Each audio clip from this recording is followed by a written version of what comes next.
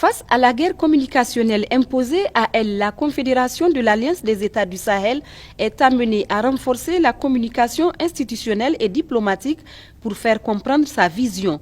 Pour ce faire, depuis quelques mois, les experts des 3 pays travaillent pour la mise en place de plateformes propres à l'AES pour lutter contre la désinformation et construire un narratif adapté à la réalité du moment. À terme, les médias vont réaliser des productions cinématographiques sur l'histoire et la culture des 3 pays, l'intégration et leur mouvement. L'objectif visé par cette rencontre se situe à 3 niveaux. Valider les propositions de chartes graphiques faites par les 3 pays afin de retenir les 3 meilleures qui seront soumises à l'approbation du Collège des chefs d'État de la Confédération.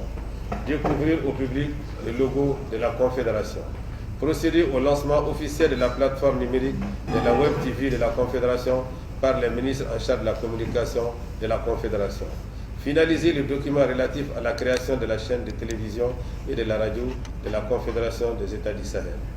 Cette rencontre des experts s'inscrit dans la suite logique de l'atelier de lancement des travaux d'élaboration de la stratégie de communication de la Confédération de l'AES ainsi que la mise en place d'une plateforme numérique certifiée pour la diffusion de la Web TV de Bamako en août dernier et bien d'autres rencontres.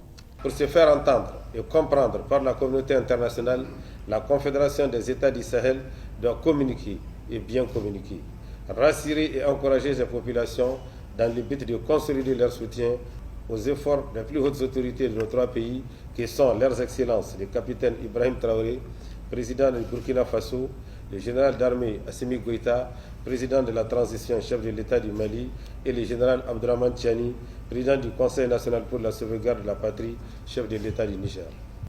En outre, le ministre Alhamdou Ag-Ilien s'est dit convaincu que des échanges sortiront à coup sûr des propositions pertinentes et des outils adéquats pour une meilleure communication au sein de la Confédération de l'Alliance des États du Sahel.